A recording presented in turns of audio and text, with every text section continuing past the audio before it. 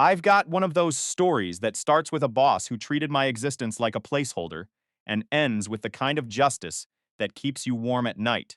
15 years grinding in the gears of a defense contractor that felt like it was running on fumes and bad intentions. We were supposed to be the backbone of national security, but the reality was far grimmer. Appeasement. My boss Todd was the human equivalent of a participation trophy.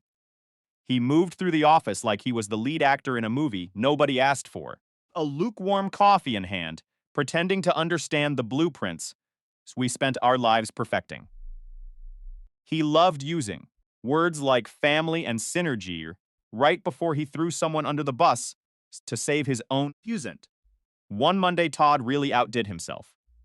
We were preparing a massive shipment for a high-stakes government client, a project that took months of blood, sweat, and sleepless nights. Fig. Because Todd decided to take a brilliant shortcut to impress the regional director, he sent the entire technical dossier to the wrong department. The shipment stalled, the client was livid. Facent. And the company was looking at a massive penalty. When the news broke, did Todd take the heat? Of course not. He stood in the middle of the floor, his face arranged in a mask of somber disappointment, and announced that the incident had cost the company dearly. Guys, he said, that fake patronizing tone hitting the air like a lead balloon. This error is a direct hit to our bottom line. Thing. Stenfer. And since we're a family, we all share the burden. He informed us that everyone's paycheck would be adjusted, which was his way of saying he was stealing our earnings to cover his own incompetence. Easy. The silence in the room was heavy enough to crush bones. Finally, Ben, one of the guys who had been there longer than anyone, raised a trembling hand. Sir, with all due respect, that error came from the front office, not the floor. Thing did. Todd didn't even blink. Ben, I don't need excuses. We're a family. Sometimes family members have to sacrifice for the greater good. He looked at me, a smirk playing on his lips, as if challenging me to do something about it. You dat. I kept my mouth shut, but inside I was already writing my exit plan. The company was a graveyard of broken machines and broken spirits. Thing. It's this, we had an assembly line that looked like a prop from a horror film, with equipment older than my grandfather. Every time it rattled, we waited for it to breathe its last. Fearnham. Todd the visionary that he was refused to authorize any repairs. It adds character, he'd say, laughing at his own joke, while the rest of us worked in fear of a workplace accident. Friday.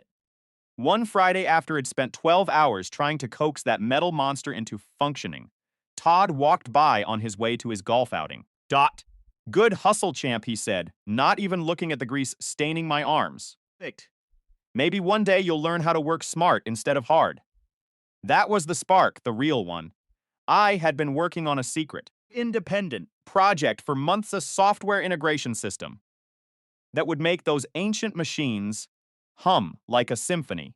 I wasn't doing it for the company, I was doing it because I couldn't stand the mediocrity anymore. Thing. When the time was right, I didn't just quit. I initiated the transition. I took my project, my expertise, and my network with me.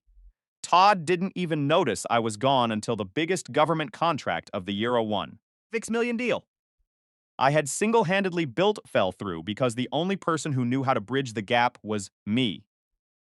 I didn't leave him a note. I left him a message in the system logs that spelled out his failure in code. Fiend. Now I run my own consulting firm. I make triple what Todd ever dreamed of earning, and I treat my team like actual human beings. Last month, I saw Todd at a trade show. Fingston. He looked tired, smaller than I remembered, holding a cheap plastic trophy his company had given him for 10 years of service. Amy. He walked up to me, trying to reclaim some version of his old authority, but it fell flat before he even opened his mouth. Hey, kid, he started, his voice lacking its old loud bravado. Think you could look at our current system? We're having some adjustments. I looked at him, smiled the exact same way he used to smile at me, and kept walking. Karma isn't just a concept. It's a paycheck, and it's always on time. Fair buys. Integration program was my new assignment, translating complex engineering requirements into functional systems while juggling impossible deadlines. Uncooperative suppliers and a boss who couldn't distinguish a circuit board from a toaster, that was my daily reality. My team was compact. 4 brilliant engineers, 1 creative designer, and 2 administrative pillars. They were incredibly sharp, yet visibly hollowed out by years of suffocating micromanagement.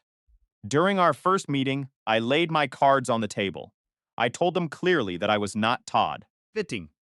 I made it known that I had no interest in ego trips, public humiliation, or stealing the labor of those working beneath me.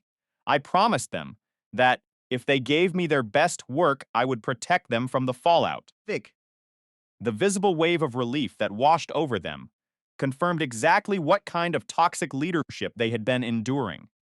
Initially, the machine hummed with efficiency. Feared it. I was invigorated organizing workflows, clearing obstacles, and finally finding joy in engineering again. However, whenever we hit a significant milestone, Todd would miraculously materialize. He would drift into the conference room, just long enough to deliver his signature line. Good work, team, but we can do better. It didn't matter if we had achieved perfection, he treated do better like a pre-recorded message. Viewed. One afternoon after we delivered the entire system architecture, 2 weeks ahead of schedule, I sent the final report to his desk. His response was a single stinging sentence. Looks okay, but let's aim higher next time. Higher than 2 weeks early. Maybe I should invent cold fusion on my lunch break while I'm at it. Then the true trial began, the testing phase. We relocated to the Nevada desert for 3 grueling weeks to oversee the system integration. The days were endless, the heat was suffocating, and the coffee tasted like recycled battery acid. Victory. I spent most of my time fighting fires, fixing hardware that should have been retired when the Berlin Wall fell. The Air Force observers were watching like hawks, and the tension was heavy enough to crush a man. Beaten. Todd, predictably, remained safely tucked away in his climate-controlled office, calling once a day to ask if we had it handled. The second week brought us to the edge of catastrophe. Thumb test. The primary control system suffered a catastrophic failure. The screens went black, the emergency alarms screamed, and our Air Force liaison captain Re-Eyes Fingst. looked at me with the silent judgment of a man who had just seen a multi-million-dollar jet go up in smoke. If that system wasn't operational by sunrise, we would be in breach of contract. You. I ordered my team to go eat and try to find some sleep. I'll handle this, I told them despite my own exhaustion. They didn't want to leave, but they knew I wouldn't let them stay. For the next 10 hours. I existed solely on vending machine crackers and pure adrenaline. I ripped through lines of corrupted code, replaced fried modules, physically rebuilt the core control unit using spare parts from the scrap pile. Around 5:30 a.m., as the Nevada horizon began to bleed into an orange glow, the system finally flickered to life. Free sequence initialized perfectly. No errors. No glitches. I collapsed back into my chair, letting out a laugh that bordered on hysteria. I hadn't slept in 36 hours, but we were back in the game. Beam. When Captain Rise arrived and saw the system running flawlessly, his jaw practically hit the floor. "You fixed this all by yourself?" he asked, genuinely stunned. "Yeah," I replied, rubbing the grit from my eyes. "It needed doing." He laughed, clapping a hand on my shoulder. "You just saved us months of bureaucratic hell." The news traveled fast. By noon, our project was the talk of the entire site. The Air Force sent a glowing official commendation to upper management, explicitly praising my leadership and technical problems, solving. Guess who decided to make an appearance 2 days later? Uneg. Todd strolled into the facility wearing aviator sunglasses as if he were starring in a low-budget action movie. He started shaking hands with everyone, acting like the hero of the hour. Thingachi. During our next briefing, he stood up and declared our team did a stellar job recovering from that minor incident. Captain Rise cut him off before he could even finish the sentence. Ewan said, his voice. "Cold, your engineer here fixed it. Single-handedly. We were incredibly impressed by his work." Todd's face turned a shade of purple. I hadn't realized was possible for a human. "Ah, yes," he stammered. and good work. "Great teamwork." He wouldn't Meet my eyes for the rest of the day. When we wrapped up the final testing, the Air Force signed off with zero defects. The project went live, and 6 months later, it generated over Things $6 million in new contracts. The company even filed a patent listing me as the primary inventor for the subsystems I designed, a first for them in years. They plastered the success all over the corporate newsletter. Whose name? Wasn't mentioned a single time. Yep, even with the corporate games, I felt a sense of pride. My team was stronger, they stood taller, and they finally believed in their own talent again. Things. I made sure they received credit, even if I had to write the recommendation emails myself. Dot. Our success led to a nomination for the Department of Defense Contractor Technical Team of the Year award. Few months later, we were flown to D.C. for the ceremony. The ceremony coincided with the season of annual performance reviews. Todd attended, of course, preening, as if he were the mastermind behind the entire operation. Phew. I kept my mouth shut and smiled, knowing everyone in that room understood who had actually done the heavy lifting. By the time we returned, I was certain this was my year. Thinged. After some sleepless nights, the $1 million project, the patent, and the award, there was no way they could deny my promotion.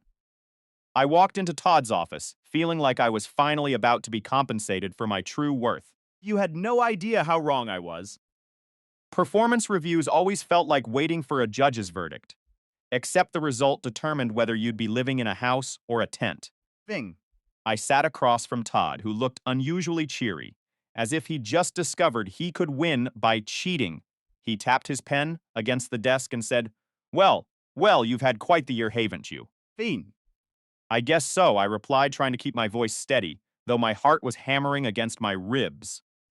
I had spearheaded a $1 million project, secured a patent, saved the contract, and earned a Dodd nomination. That didn't warrant a promotion. Nothing would. He flipped through my review papers as if he were reading a takeout menu. You're a real asset to this company, he said, nodding with a hollow smile. Then. 10 out of 10 on every performance metric. Truly outstanding work. I leaned back, waiting for the part where he offered the promotion. He looked up, his eyes cold and devoid of sincerity. So we've decided on a 3 raise. Fam. I blinked, sure I hadn't heard him correctly. 3. He nodded, leaning forward as if he were doing me a massive favor. Same as everyone else. Famed. Hey Reddit, listen to this story about how I finally taught my toxic boss the hardest lesson of his career. It all started on a mundane Monday morning, a day that felt like every other day inside the gray, Ewan. windowless office of our defense contracting firm. My boss, Todd, had called me into his office, and I was actually excited, waiting for the "so we're promoting you" part. Finger. I sat there looking up at him, wearing a hopeful, genuine smile. So your raise will be 3, he said, his voice casual. I blinked, genuinely confused, wondering if I had heard him correctly. He nodded, looking pleased with himself, as if he had just handed me the keys to the city. Same as everyone else. He explained, consistency across the board. You know we value fairness here. I had made that company 6 million new revenue, that fiscal year alone. I was the singular reason they secured that high-profile National Defense Award nomination. I was the guy, and the promotion? I asked, my voice steady but careful. Feared. He sighed, leaning back, pretending to be deep in thought. Yeah, about that. We decided to promote Kevin instead. Sot. Kevin, my junior engineer, the guy I personally trained, the guy who still struggled with basic coding. Felt my stomach drop into a cold, dark abyss. Wait, you promoted someone on my team? I asked, struggling to keep my voice down. He nodded again, dismissive and cold. Been great. But Kevin showed initiative, and you'll get your turn, just try harder next year. That specific line, try harder next year. Favor. I had heard him say it to others before, but hearing it aimed at me felt like a physical punch to the gut. I sat there frozen, staring at him, waiting for him to crack a smile and say he was just kidding. He didn't. Finged. My hands tightened around the armrests of the chair until my knuckles turned white. Sir, with all due respect, I led the team that secured that multi-million-dollar contract. I said, my voice trembling with contained rage. Biggin. I worked every single weekend. I traveled 100 days last year, and I fixed a total system failure alone when the entire department panicked.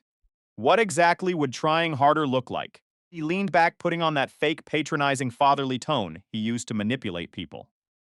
It's not just about what you do, it's about what management sees, he said. Maybe next year you focus more on visibility. Fingshin. He meant sucking up to the right people, playing the office politics game and making sure he got credit for my genius. And as if the insult wasn't enough, he stood up, grinning like a greasy used car salesman. You. Oh, and I've got something for you, he said, walking over to the corner of his office. He grabbed a massive heavy box and shoved it toward me. It was a printer. Brand new still, wrapped in its plastic, factory sealed. For me? Things. I asked, completely confused and disgusted. Yeah, he said proudly, acting like he was a hero. You've been asking for better tools, so I figured this would make your life easier. Consider it. A thank you gift. A thank you printer. Thinged. I had built $1 million product for his department, and my reward was office equipment that would barely last a year. The irony was so sharp, so painful that I couldn't help but laugh. So I did. Frowned. Wow, I said, a dark smile forming on my face. Guess I'll print out all my disappointment in high resolution now. Even get the joke. He just patted my shoulder with a heavy, patronizing hand and said, "Keep up the good work, champ." By the time I left his office, my head was pounding with a migraine that felt like a drill, Stopped by. Char. thinking maybe they would be rational and confirm it was a mistake. They didn't. The HR manager looked at me with that rehearsed, soulless pity face. Promotions are based on multiple factors. She said, reciting a script, "You're definitely on track for next year. Next year. Always next year." When I got back to my desk, the whole team was deathly quiet. Picked. They had already heard the news. Kevin looked embarrassed, looking down at his screen like he didn't even want the promotion he didn't earn. "Hey, man," he said, softly avoiding my eyes. "You deserved it more." Forced a tight, fake smile. "Don't worry about it." But something inside of me finally broke, not in a loud, dramatic movie way. Thank you. Just that quiet, cold, freezing feeling you get when you realize your years of loyalty mean absolutely nothing to people who don't value your worth. I went home early that day. My wife took one look at my face and asked, "Bad day?" Reason. "Bad year," I said, and then I told her everything. I told her about the praise, the $1 million revenue, the crumbs, and the insulting printer. She just shook her head, her eyes filled with sorrow. Stay there forever. "You know," she said, "you're not a doormat, and you're worth so much more than this." That night, I couldn't sleep. I just kept replaying Todd's words over and over. Try harder next year. Thingsick. The same man who stole credit, avoided every shred of responsibility, and couldn't even fix a paper jam was telling me to try harder. The next morning, I walked into work and looked around at everyone's exhausted, beaten-down faces. Thinged. The fluorescent lights hummed with a headache-inducing buzz. The ancient machine in the corner wheezed like it was still angry about surviving another miserable week. UG. And Todd was in his office, as always pretending to be busy while reading the news. That was the moment I realized that loyalty in that place was a own-way street leading to nowhere. Egan. We were all just rusted, discarded gears in Todd's failing machine and me. I was officially done being part of his broken system. No more free overtime. No more proving myself to a man who didn't deserve my time. From that day on, I decided if they weren't going to value me, I would start planning for someone who would. But first, I had to make it through another week, sitting across from the man who gave me a printer instead of a promotion. Fins. After that meeting, something in my brain just flipped. I stopped caring. All those late nights, skipped lunches, and weekends I had spent saving projects from disaster. Dot. Over. Thing. I started clocking in at 8 o'clock sharp and clocking out at 4 o'clock sharp. Not a single minute extra. Not a single minute early. If a meeting ran late, I would stand up mid-sentence and say, Fari, at 40 hours for the week, and then walk out the door. The first time I did that, Todd's face looked like someone had just unplugged his massive ego. "Where are you going?" He barked, his face turning red. Fixend. "Home," I said, not even looking back. My shift ended. He blinked, looking shocked like he couldn't believe I dared to speak to him that way. We're a team, remember? He shouted. Feud. Yeah, I said, grabbing my bag, and the teams clocked out. From that point on, I was completely checked out. No volunteering for extra testing. No staying up late to fix his incompetence. Pretending to be motivated by his werefamsely speeches. My new motto was, do exactly what I'm paid for not an inch more. And the best part, my productivity didn't even drop. Think. Turns out when you cut out pointless, soul-sucking meetings and fake corporate urgency, you can get a massive amount of work done in 40 hours. Coworkers started to notice the change. Fix it. Man, you seem so much calmer, one said while we were in the lab. You used to look like you were fighting off a nervous breakdown every single day. Fired from Karen. I said, and for the first time in years, I felt a genuine sense of peace. He laughed, but later that day, he stopped by my desk and leaned in, lowering his voice. All this happened before He said, looking around to make sure no one was watching. Guy named Harold. Same story. Worked his tail off, saved. A project got passed over for a promotion. Vent. And the boss told him to try harder next year. He left 6 months later and doubled his salary somewhere else. I looked at him, my heart pounding. Did Todd do it to him too? Yep, he said. Fods. Got a specific pattern. He promotes the easy, compliant ones, not the good ones. It makes him feel safer, like he's in control. That hit harder than I expected. Vent. I wasn't just another case of bad luck or a misunderstood employee. I was part of a toxic, repetitive cycle. Todd's little system was designed to keep good employees just demotivated enough to stay put, but not enough to quit. Don't waste years waiting for him to change. The guy said, patting my shoulder. Start looking seriously. That night, I did something different. I opened my laptop, polished my resume, and started hunting for the exit. Fend. I wasn't just going to leave. I was going to leave on my own terms with a move, so calculated it would shake Todd's world. Figim. I spent the next 3 months documenting every single project. I saved every system I built, and every time Todd had failed to execute. I was building a paper trail, not for them, but for the company leadership above Todd. You know. The reality was the Airborne Defense Integration Program relied entirely on my work, and Todd was just the mouthpiece taking the glory. One Friday, an opportunity appeared. Fusion. The Department of Defense requested a surprise audit of our technical team's performance. Todd, being the lazy, incompetent manager he was, tried to delegate the entire report to me, acting like it was just another busy task. Fixed. Make sure the data looks good, champ, he said, handing me the folder. This was it. This was the opening I needed to show the world exactly who was responsible for the success and the failure of the department. Front. I spent the entire weekend working, but not on the projects. I worked on the audit report.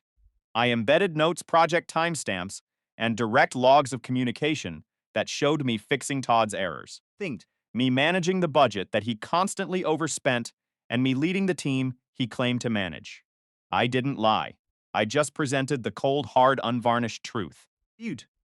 Monday morning, the audit team arrived, led by a high-ranking captain. They sat in the conference room, the air thick with tension. Todd sat at the head of the table, smiling, ready to take credit for all of it. Figden. And how have you managed the recent integration issues? The captain asked, looking directly at Todd. Todd stammered, his usual confidence evaporating. Well, you know it was a team effort, but we have a solid strategy in place. Engine frowned. Opened the report I had meticulously prepared and started flipping through the pages. The room grew silent. This data says otherwise, Mr. Todd. The captain said, his voice cold. Fiend. It says here that for the last 2 years you have been absent for the critical decision-making processes. And that all of these successes were carried by this gentleman here. The captain pointed directly at me. Face went white, then purple. That's not accurate. Todd stuttered, sweating profusely. I am the lead on this project. You were the lead. The captain corrected him, his eyes sharp. Until today. Think. The captain looked at me. We were told that the technical integrity of this project was being compromised by management. And it seems the evidence confirms that. Todd tried to interrupt, but the captain stood up. Mr. Bates. Todd, you are relieved of your duties effective immediately. The silence in the room was deafening. Todd stood there shaking his ego completely shattered in front of the entire team. He tried to say something, but he couldn't find the words. I didn't smile. I didn't laugh. I just sat there. It wasn't a movie moment, but it was the most satisfying thing I had ever witnessed. He gathered his things looking like a ghost of his former self and was escorted out by security. The captain turned to the team, then looked at me. I need someone to step up and lead this transition, he said. Are you ready? Please. I looked around the room, seeing my coworkers, the ones who had been suffering under Todd's rule for years. I am, I said. The promotion wasn't just a title. It was the recognition of years of invisible backbreaking labor. Being. But the real twist happened the following week. I found out that, because I had built the entire defense system from the ground up, the company couldn't afford to lose me. Zhang. And they offered me a massive track to stay as an independent consultant. I was now in charge. I was making triple the salary, and I was finally in a position where I could fire people who didn't respect the work. I walked into the office on Monday morning, the same office that once felt like a prison. The lights seemed brighter. The air felt clearer. Then. I walked past my old desk, now occupied by someone new, and went straight to the manager's office. I sat in the chair, the one Todd had sat in for years, and looked out the window. Fuse. I realized then that success isn't about being the loudest or the one who takes the most credit. It's about knowing your worth, waiting for the right moment. And never ever letting anyone, no matter how much they think they own you, tell you that you need to try harder. I took a deep breath, opened the company portal, and started drafting an email to the entire department. It was time to fix the broken system. One person at a time. Justice wasn't just served, it was delivered, and I was the one who signed for it. Fix you. The journey from a printer to a partnership had been long and grueling, but as I looked at the screen, I knew one thing for sure. I would never ever be a gear in someone else's broken machine again. Phew.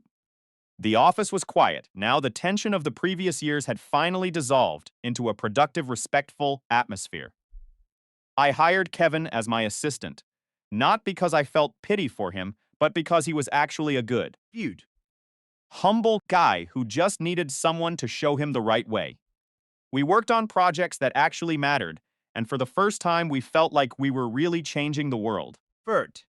And every once in a while, it'd look at that old dusty printer in the storage room and chuckle.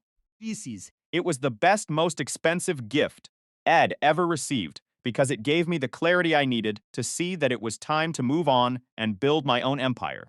The lesson was simple. You are the smartest person in the room. It's time to change rooms. And that is exactly what I did. I didn't just get even, I got ahead. I got everything I deserved, and more importantly, I got my self-respect back. You're in a job where you feel like a gear. Remember my story. Don't wait for them to appreciate you because they never will. Value yourself. First, document your wins, and when the time is right, make your move. Because in the end, it's not about the printer, it's about your future. And your future is worth so much more than anyone's empty promises. Stay sharp, keep working hard, but make sure you're working for the right person, yourself. Dictionary. The story of the printer and the promotion is just a reminder that even in the toughest, most toxic environments, you have the power to flip the script. All it takes is a little bit of patience, a lot of documentation, and the courage to finally say, I'm done. And trust me, that's the best feeling in the world. Hey, Reddit, let me tell you about a little realization I had regarding the cycle of professional sabotage. Todd had this genius twisted system of keeping his top performers just demotivated enough that they'd feel too exhausted to leave. Don't waste your years waiting, kid. The guy had told me once, masking his insults as advice. Start looking elsewhere if you aren't happy. Seriously, I took his advice to heart. That night, I did something completely different. Instead of dragging myself home to doom scroll through those toxic company emails, I cracked open the internal training portal.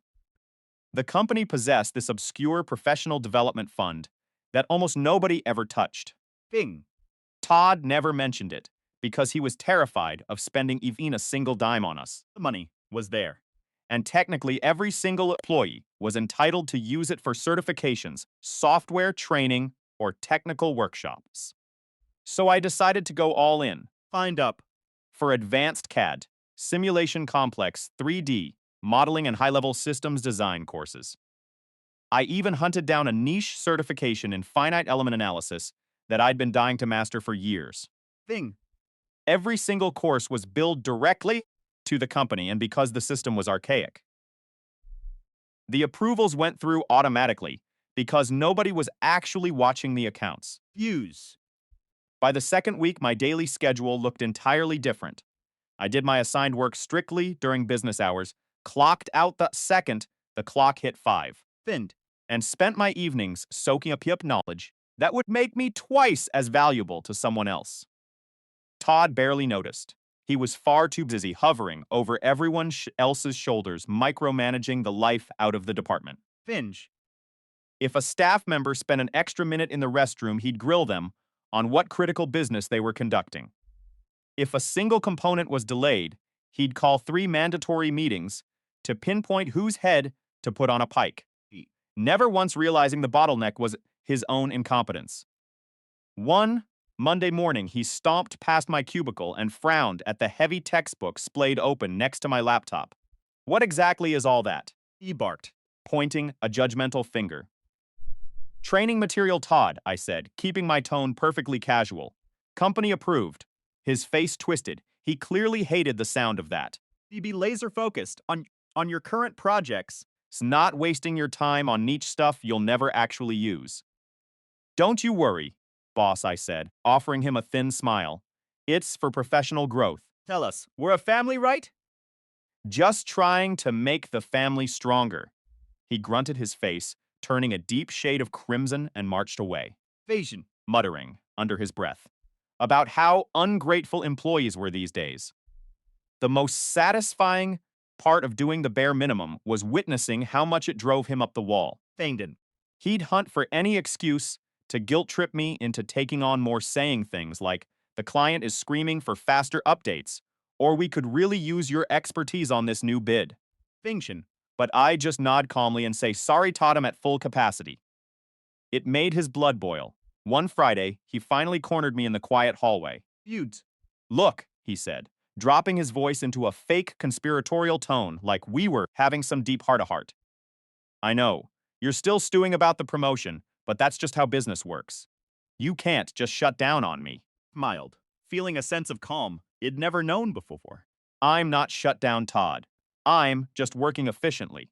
He didn't get it, and he never would. Truly believed that control was a form of respect, and it killed him to realize he no longer held the leash. Meanwhile, my coworker Ben kept checking in on my progress. "How's the secret training going?" Vent. he whispered one afternoon. "It's incredible," I said. "Turns out I'm significantly better at teaching myself than waiting for management to figure out how to lead." He grinned, clearly catching my drift. Really planning your exit, aren't you?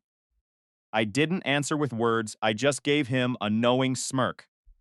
The next few months were a blur of accomplishment, as I quietly stacked certifications like championship trophies. Every single time. I completed a course, I updated my resume with surgical precision. I didn't say a word to anyone, except Ben, the one guy who'd kept my spirits up. He'd just give me a thumbs up and say good. Fend. Make them regret losing you. By the end of the quarter, I held more specialized qualifications than most of the senior engineers in the entire building. Todd still hadn't noticed a thing. He was still too busy nitpicking the font sizes and formatting on our status reports. It was absolute irony. Same training fund. He had hidden from everyone, was becoming the golden ticket for the one guy he should have fought the hardest to keep. And I wasn't just building skills anymore. I was building a fortress. Training programs turned out to be far more useful than I had ever dared to dream. They weren't just about software. They were massive networking gold mines. Beth. Every session was packed with high-level engineers from other firms, including our direct competitors and contractors, bidding for the same lucrative government work we were chasing. That's exactly where I met Mark, Senior systems engineer from a rival firm. a guy with a calm, commanding voice and eyes that caught everything. He was the kind of professional who didn't waste a single word. Sitting side by side, during a grueling, week-long advanced simulation course. Between the lectures and the coffee breaks, we started swapping war stories about workplace disasters. Thing. Nightmare bosses and half-broken machines that were held together by duct tape and prayers. When I briefly mentioned, Todd Mark just let out a sharp, genuine laugh. I guess he takes credit for your successes and calls it teamwork. Exactly, I said, stunned by how well he knew the script. You know his type. Oh, I've met thousands of them. Mark said, his smile cold and knowing. Be the she. They're usually the reason high performers like you eventually end up working for people like me. Dot. That comment grabbed my attention like nothing else ever had. Few days. He dropped subtle hints about his company's expansion, how they were hunting for people who understood defense systems and didn't mind taking a seat at the leadership table. Explicitly say apply, but he didn't need to. I could read between the lines perfectly. Word of advice, he said one afternoon as we were packing up our laptops. Things in. Waste another second trying to prove your worth to someone who decided you were beneath him before you even walked in the door. When you're truly good at what you do, the right people will always take notice. Fish. I held on to those words like a mantra for the entire flight home. Back at the office, the atmosphere felt suffocatingly stagnant. Few. Todd was still doing his daily rounds, nitpicking every report and manufacturing fake emergencies to keep the team on edge. The rest of the crew just folded under his pressure because they were terrified of losing their paychecks. Friend. The only difference was me. I wasn't afraid of him anymore. I was free. Kevin, the guy who had been promoted over me, stopped by my desk one afternoon. He looked completely broken, dark circles under his eyes. Fiendin. I honestly envy you, he whispered. You seem so unbothered by everything. I just got tired of playing a rigged game, Kevin, I replied. What's going on with you? Few do. He sighed, glancing over his shoulder to make sure Todd wasn't listening. They're forcing me into this mandatory MBA program. They said it's required if I want to keep my senior title. Thinged. But there's a catch, he continued, his voice shaking. I have to sign a contract to stay here for 5 years after I finish, or I have to pay back every cent of the tuition. That explained everything perfectly. You. They had handed him that promotion as a pair of golden handcuffs, and he hadn't even realized he was being shackled. Say it out loud. But I felt a wave of relief wash over me. I had no chains, no fake promises, and no debt to the company. I could walk out the door whenever I felt like it. A few weeks later, I finally got my chance to see exactly how much Todd would tolerate before his fragile ego finally snapped. The silence in the room wasn't just quiet. It was heavy like the air right before a thunderstorm hits. Sat there. His eyes darting across my face as if he were looking for a sign that I was bluffing, that this was some elaborate prank. But I stood there, stone-faced, my posture relaxed for the first time in 3 years. Fume. He looked at the envelope as if it were a bomb he was afraid to detonate. You're making a mistake. He finally spat out, his voice thin and cracking at the edges. The industry is small, you know. Think so. I leaned against his doorframe, arms crossed, feeling a strange sense of liberation washing over me. It is Todd, I replied, my voice steady and calm. Exactly why I know. You won't be able to replace me for half the price. You're paying now. His face turned a shade of purple that I had only ever seen when he was screaming at the interns. Fiat. He opened his mouth to retort, but stopped, realizing the leverage. He thought he held the threats, the corporate jargon, the fake camaraderie had vanished into thin air. Are you done? Fan 6. Checking my watch, making a point of showing him that his time was no longer mine. He didn't answer. He just looked down at his desk, his hands shaking slightly as he reached for a pen he didn't need. Fithin. I turned around, walked out of his office, and closed the door with a soft final click. Walking back to my desk, I felt like a man who had finally taken off a lead-lined coat he didn't realize he was wearing. I began clearing my personal belongings, not rushing, just savoring every moment. Duck. One by one, I packed my things. The worn-out notebook, the extra chargers, and yes, Fanged. I even picked up that cheap plastic printer He had gifted one that had served as his pathetic bonus for all those sleepless nights. I looked at it, laughed under my breath, and dumped it right into the trash bin by the exit. E.T. It was heavy, it was useless, and leaving it behind felt like dropping the last anchor of my past life. Affection. Just as I was about to head to the part department Kevin guy who had been too afraid to ever cross Todd walked by looking bewildered. "Wait, is it true?" he whispered, his eyes wide. Really walking out on him just like that. I looked at Kevin, seeing the same exhaustion I had felt for years etched into his features. Kevin. I said, leaning in slightly. "Don't stay, because you're afraid of the unknown. The unknown is infinitely better than a place that doesn't respect your worth." He didn't have an answer for that, but the way he looked at the empty desk beside me told me he was thinking about it. You nuts. I made my way to Shiar, signed the final documents with a pen that didn't feel like it belonged to a prison warden, and stepped out into the bright afternoon sun. Haven't. The transition to Aerodyne Systems was seamless, a sharp contrast to the chaotic mismanagement I had left behind. Lisa met me at the front desk on my first day, smiling like she was genuinely happy to see me, because as I soon learned, she actually was. "We've got your terminal set up," she said, guiding me through a clean, high-tech workspace. Finged. "And the team is already excited to hear your perspective on the new integration project." It was night and day. No one was screaming in the hallways. No one was holding back information to play power games. Feud. And the actual technical work, was challenging and meaningful. 2 months later, I received an email from an old contact back at my former office. The subject line was just, "The ship is sinking." Finged. I opened it curious and read through the details. It turned out that without me, the main defense system had hit a critical snag during a routine diagnostic. Fington. Todd, in his infinite arrogance, had tried to fix it himself just like he always claimed he could. He had essentially locked the system, corrupted the firmware, and cost the company a massive contract penalty. Fengshent. The board had finally stepped in, and he was currently under investigation for incompetence. I leaned back in my ergonomic chair from my new office, overlooking the city skyline, and let out a long, slow breath. Freight. There was no malice in my reaction, only a profound, quiet satisfaction. The justice wasn't something I had to fight for anymore. Thingda. It was just the natural consequence of someone who thought they were indispensable discovering. They were actually the dead weight all along.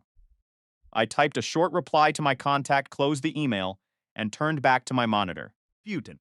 I had a team to lead, a system to optimize, and for the first time in a decade, I was truly excited about what tomorrow would bring. Just an employee. Anymore. I was a professional who knew exactly who I was and what I brought to the table. As I sipped my coffee, I thought about Todd one last time. Fing. He was probably still sitting in that same office, staring at a screen he didn't understand, wondering where it all went wrong. But that was no longer my concern. Finged. I had walked away from the golden handcuffs and found that the world was much larger, brighter, and more rewarding than I had ever dared to hope. Fingsa then. Sometimes the bravest thing you can do is simply stop playing the game by their rules. Thinksit. And as the day wound down, I realized that for the first time in years, I was going home with a clear mind and a heavy heart, not of burdens, but of gratitude. I wasn't just surviving anymore. I was finally living. Fingside. Hey, Reddit, listen to this. I walked into the office on a Friday, and the atmosphere was heavier than lead. Feeble. Todd, my manager at Aerodyne Systems, was sitting there with that signature smug look he always wore when he thought he was holding all the cards. "Are you really doing this?" he asked, his voice dripping with condescension. Feel. "You're going to walk away after we invested so much in your training." I looked him dead in the eye and didn't blink. "You mean the certification courses I found and enrolled in on my own dime?" Secret education fund you guys swore didn't exist.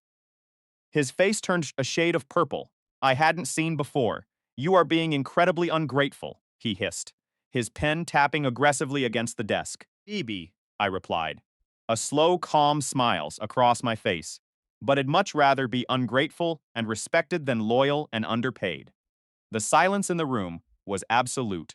It felt like the air had been vacuumed out. Finged. He leaned back, his fake armor of corporate confidence starting to crack. "You'll regret this move," he muttered, trying to sound like a threat. I highly doubt that I said, gathering my final files. You told me to try harder last year, Todd.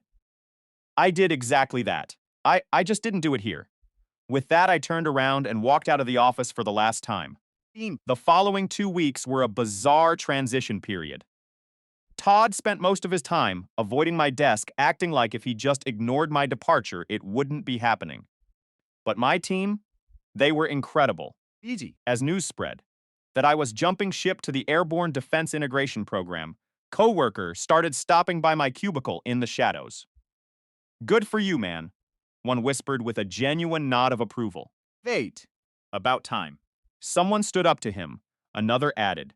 Even Kevin, the guy who had landed the promotion I was passed over for, pulled me aside near the exit.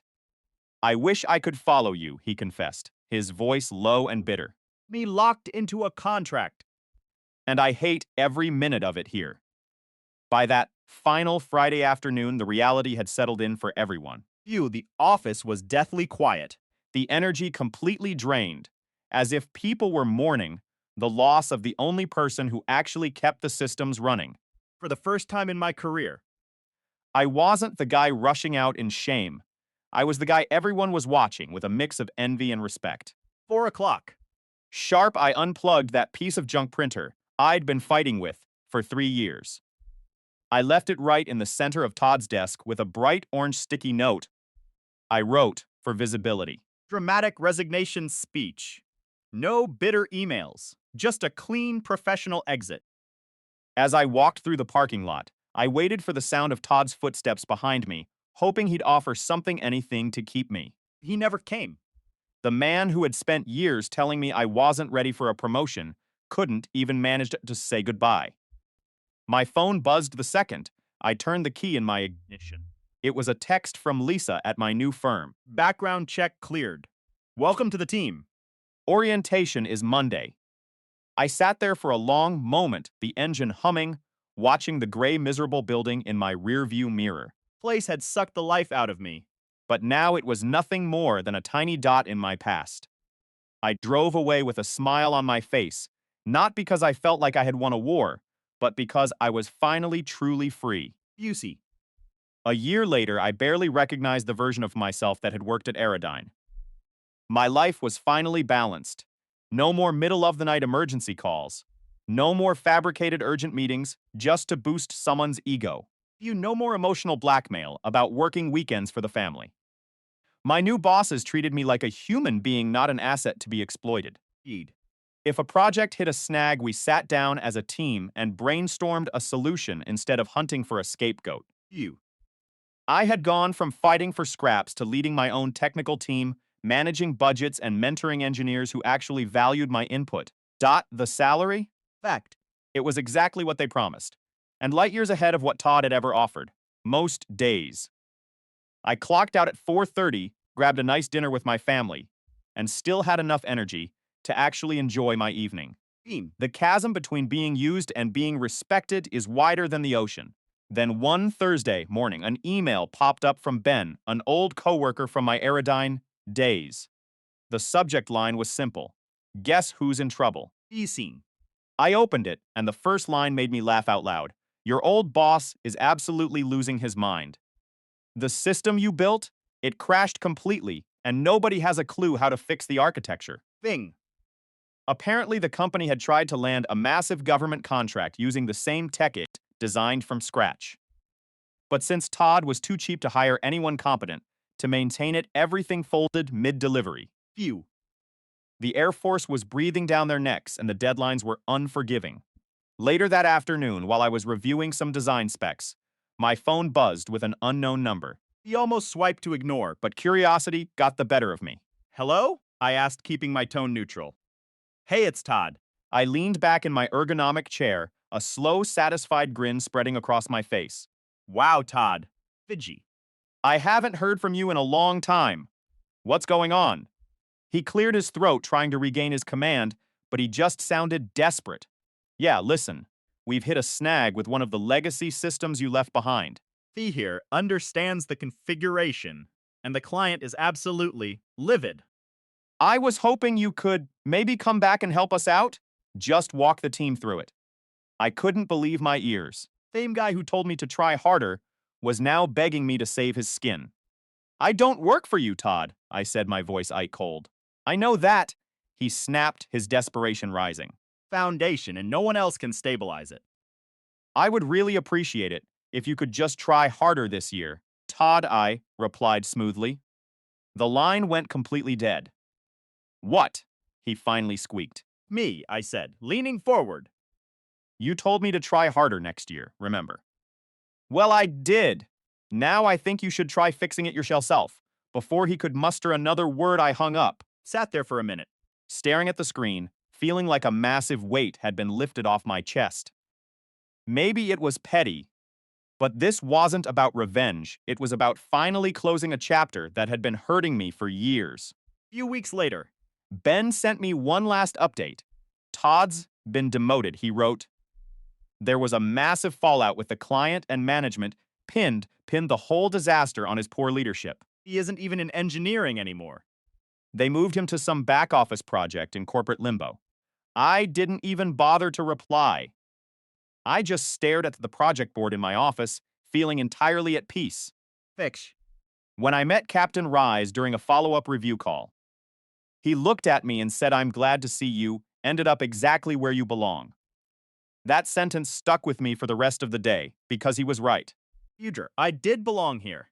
I wasn't chained to someone else's insecurities anymore. I wasn't wasting my talent to make a mediocre man look like a genius. I was finally the architect of my own future. Where you belong. 3 words echoed in my mind like a rhythmic pulse for the entire afternoon.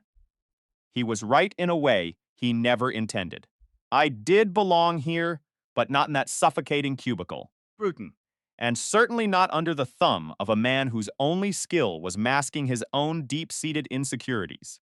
I was done wasting my intellect, my drive, and my potential just to polish someone else's tarnished reputation. Thing. That evening, I decided we needed a change of pace. I took the family out, not for anything extravagant, but for a simple, quiet dinner where the laughter felt genuine rather than forced. Beats. My wife, always perceptive, asked if I had heard any whispers from my former workplace. I took a slow sip of water and nodded, feeling a strange sense of detachment. Yeah, I replied calmly.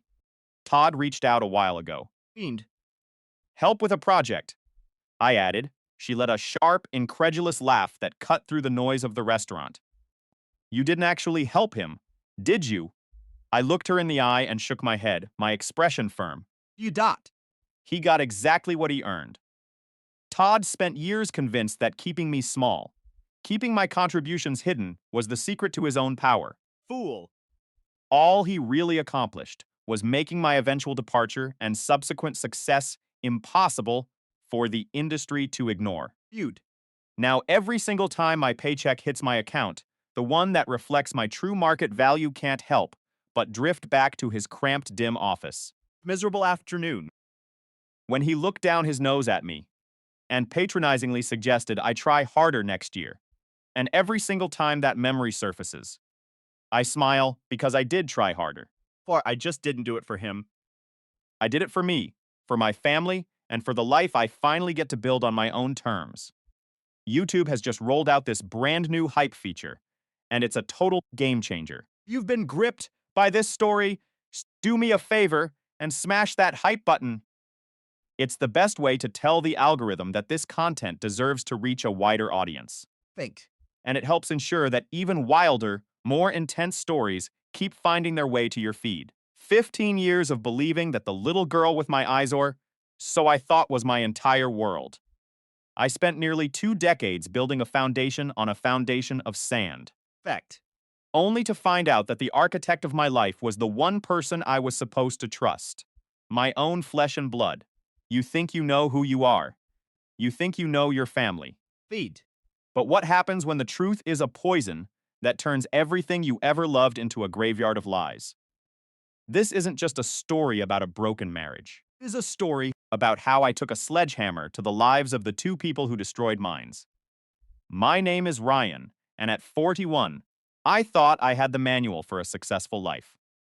I worked in logistics, across the country. while I built a quiet, steady world at home. My garage was my sanctuary. I spent years restoring a 1973 Honda CB750, piece by piece, nut by bolt, until it purred like a living thing. You put the work in, the engine would run. I thought the same logic applied to my wife, Katie. We met when we were 23, at a time when everything felt full of promise. She was the warmth in my life, Thinged. the person who remembered every birthday, every anniversary, every minor detail that made a house feel like a home. We had our daughter, Lily, and for 15 years, she was the heartbeat of our existence. I worked the shifts. Paid the mortgage. And I was proud. God, I was so proud. Then there was my brother, Don. He was the charismatic one, the man who lived in the city, wearing suits that cost more than my first car. He drove a flashy car, he moved in circles that made me feel like a background character, and lived a life that was all about the next high. Katie loved those parties he hosted. She'd come home glowing, talking about how sophisticated his world was, Fancy. while I was just happy to get back to my shop and my tools. I never saw it. I never saw the way they looked at each other in the shadows of those fancy loft apartments. I was too busy being the good provider, Too busy. being the man who held the family together. I was the one they ignored while they played their games. It was a Tuesday afternoon when the world stopped spinning. My mother called me, her voice thin, fragile. Thinkst. Like glass about to shatter. She told me to come over, but specifically instructed me not to bring Katie. When I arrived, my father was sitting at the table, his face aged by a decade in just a few hours. Thing. My mother was weeping, her hands trembling as she held a heavy white envelope. "Sit down," she whispered. I felt the blood drain from my face before they even spoke a word. Don had been doing health screenings. Testing for some minor issues. The labs, in their cold clinical precision, had flagged an anomaly. My father slid the envelope toward me. "It's not just an anomaly," he said, his voice void of emotion. Paper inside was a death warrant for my sanity. Lily didn't share my markers. She shared the markers of a man who was supposed to be her uncle. The room turned black. I couldn't breathe. I looked at the documents, Think. the ink mocking me, confirming that for 15 years, I had been the father of my brother's secret mistake. I went home that night with a heart carved out of ice. Katie was in the kitchen, humming, Yuzu. busy with the life she had built on a foundation of betrayal. I didn't scream. I didn't throw things. I simply laid the papers on the counter. When she saw them, her face went white, then gray, then she collapsed. Mistake. She sobbed, grasping at my legs. "Dawn was just a moment. I chose you. I built a life with you, please. Don't ruin everything over one mistake." But one mistake. She didn't see a child. She saw a mistake. We saw. A variable in an equation she thought she had solved. I looked down at her, and for the first time in 15 years, I didn't see my wife. I saw a stranger who had been feeding me poison every single day. Thanked.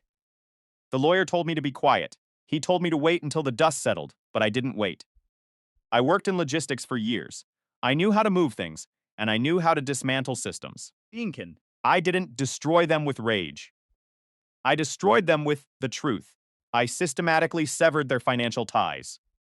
I moved the assets that were rightfully mine.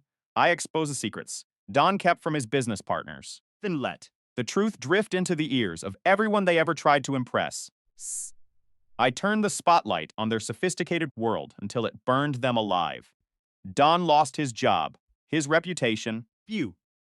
and the hollow shell of a life he bragged about. Katie lost the comfort, the stability, and the moral high ground she thought she possessed. But here is the final bitter irony. When the papers were finalized, Feed. when the house was sold, and the lawyers were done with their games, I sat on my bike that 1973 Honda and looked at the horizon. I realized that for all the years I spent building their happiness, Beauty. I had completely forgotten to build my own. I had been the secondary character in a play I paid for. I left them in their hell. Don is broken, living in the wreckage of his own narcissism. Perfect.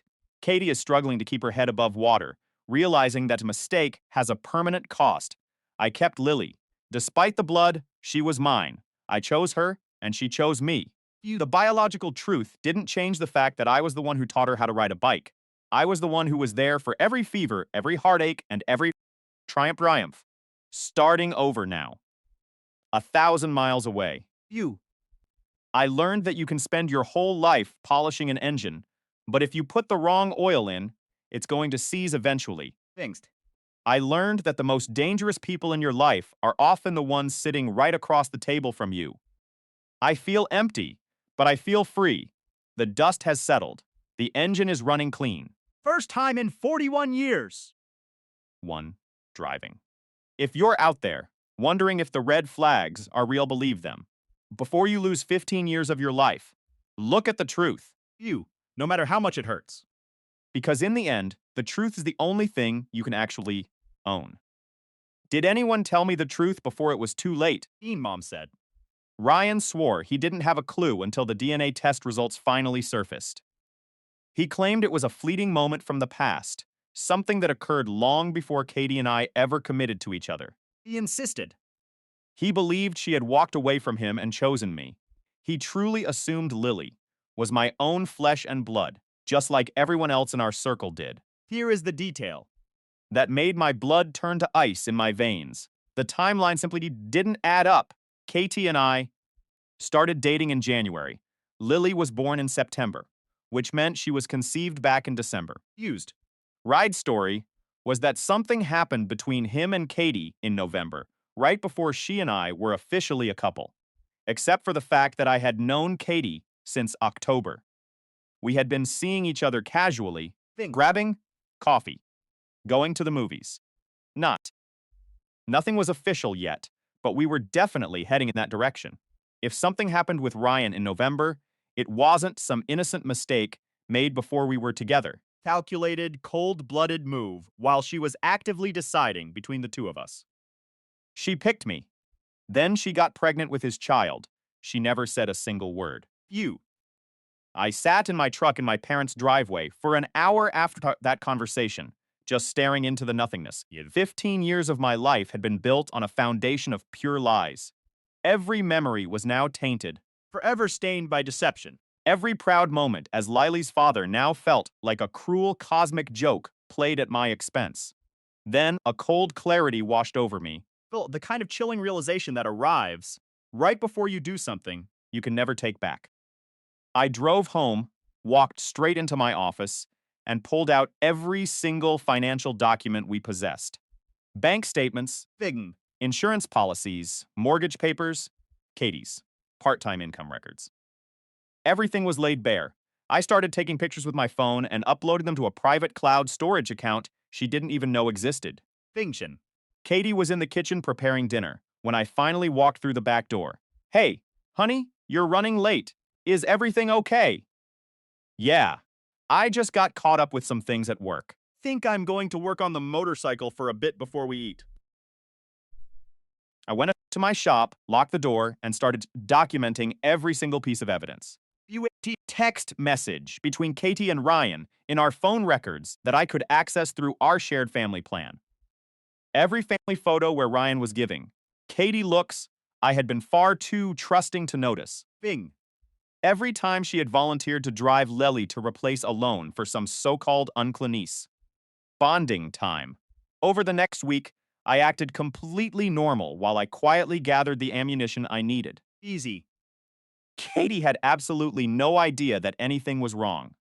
I kissed her goodbye every morning, asked about her day every evening, helped Lily with her math homework, and went through the motions of work and home.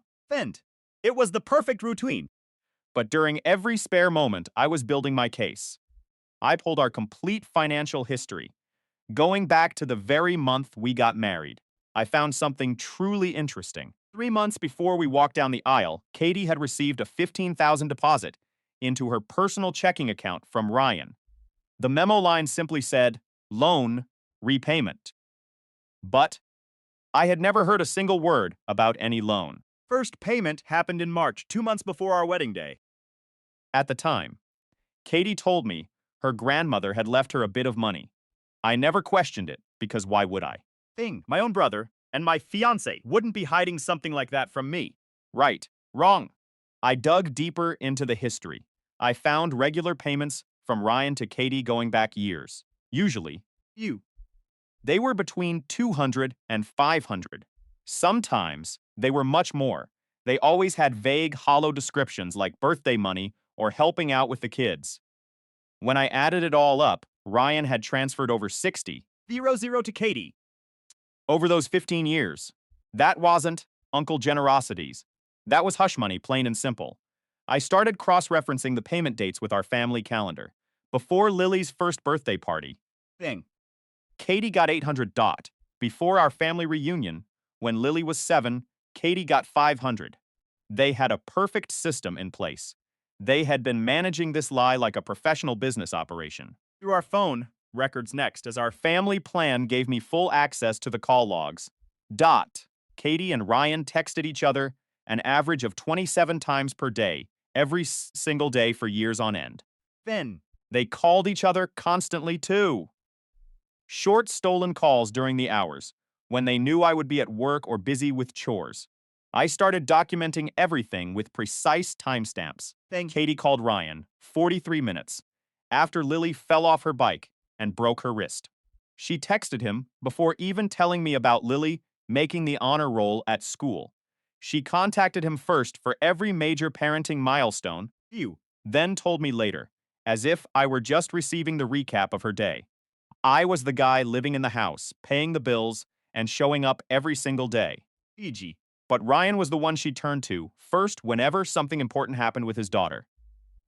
I made physical copies of everything. Bank records, text message logs, phone bills showing hundreds of calls between them. Thinged. Lily's birth certificate, where I was listed as the father, medical records, and school reports. Every document proved that I had acted as her father for 15 years, while they both lied directly to my face. Then, Fusey. I scheduled an appointment with the toughest divorce lawyer in the city. I paid the retainer in cold hard cash from my motorcycle fund. I made it clear that I wanted full custody, half the value of the house, Fiction. and I wanted to ensure that Ryan couldn't slither out of child support once his paternity was legally established.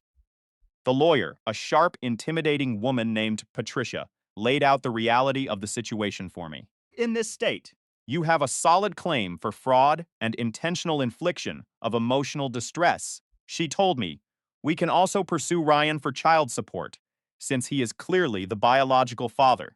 Fact that you have been raising Lily under false pretenses Actually works significantly in your favor regarding custody. What about Katie? I asked. Patricia smiled, but it wasn't a friendly gesture. She is in a very difficult position. She is the one who perpetrated the fraud. She knew Ryan was the father and allowed you to act as the father for 15 years. That is going to cost her dearly in court Financially. and in terms of custody. It was music to my ears. I waited until every piece of the puzzle was perfectly in place. Lawyer retained, evidence compiled, and the divorce papers ready to file. Ron. I picked a quiet Saturday morning when I knew we would be entirely alone. Lily was at a friend's house for a sleepover, and the house was hauntingly still.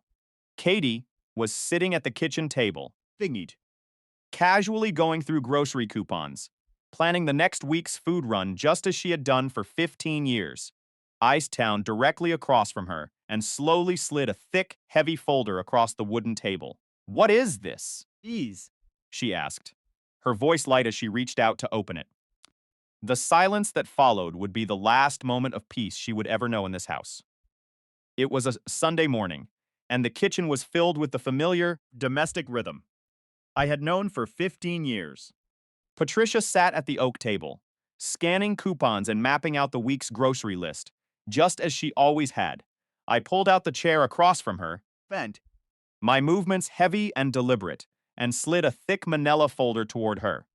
What is this? She asked, her voice light, though her hand trembled slightly as she pulled the document out. Feud. I watched her face as she scanned the Pagely genetic test results, proving that Ryan was Lily's biological father. The bank statements detailing the secret payments she had received from him, Phones. and the phone logs documenting their daily clandestine communication. The color drained from her skin so instantly that she looked like a ghost trapped in daylight. How did you find this? She whispered, the papers slipping from her shaking fingers. It doesn't matter how I found out, I replied, my voice steady despite the hurricane in my chest. What matters is that for 16 years, Bing. you looked me in the eye and built a life on a foundation of sand. She began to weep. Not the gentle, quiet tears of a mistake, but the guttural, soul-crushing sobs of someone whose world has just collapsed. Drunk. It was just one night. A moment of weakness. She gasped, hyperventilating as the mascara streaked down her face. I was confused. And I chose to build a future with you, because you were kind and stable. That. And Ryan he was nothing but chaos. I watched her slide off the chair, crumbling onto the kitchen floor, clutching her knees as she rocked back and forth. I didn't know at first, she continued, her voice jagged. Phew. By the time I realized, the timing didn't add up. We were already engaged, and I was so terrified of losing you that I just couldn't face the truth. She looked up at me, eyes raw and desperate. Finged. Ryan said.